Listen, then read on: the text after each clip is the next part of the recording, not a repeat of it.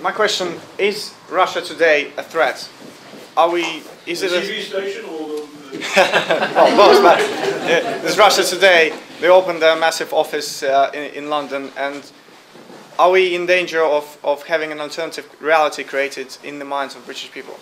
I'm not sure where I read this, on Twitter or somewhere else, but somebody pointed out, oh no, it was in the Sunday Times, and there was an article by Dominic Lawson, and in part it had a go at Seamus Milner, who writes for The Guardian, and he chaired something at the Valdai conference, in which I always think of,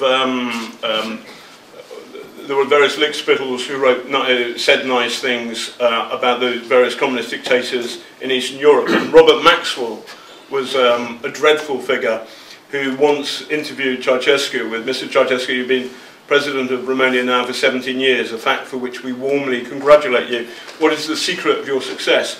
And there's no mention of the Securitate. So I'd love to go to the Valdai and say, you know, Mr. Putin, when you were the head of the FSB, how many murders did you order? And just see how the atmosphere goes on from there. Coffee, croissant, perhaps not.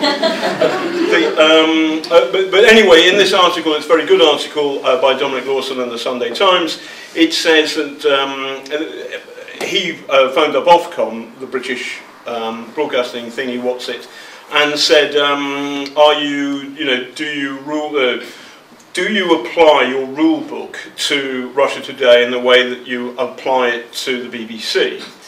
And they said, well, look at the numbers, and it's 90,000 people watch it, and these numbers themselves are a bit iffy. So basically there are lots and lots of rather peculiar kind of sex channels to do with sex with animals, and more people watch that than Russia Today. I mean, I don't want to be offensive to the people who watch the sex with animal shows, but I do feel, listen, I feel that there is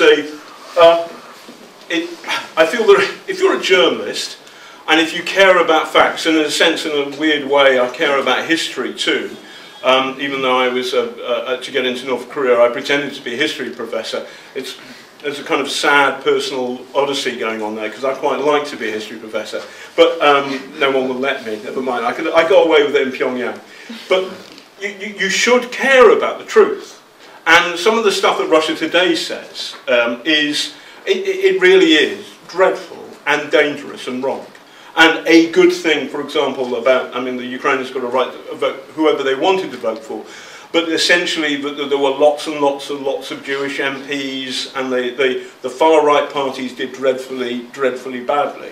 And that was, I just thought, I would imagine a lot of Ukrainians not voting for them just to annoy the Kremlin. Good on them. Because those are things. But Russia Today is a bad TV channel. Should we close it down? No, the less things that we close down, the better. But it's not doing very well. I cannot remember the last time I went into a pub and somebody said, did you see that thing on Russia Today? So I don't think that, but Russia, the big Russia, it is scary. It's scary because of where it's going.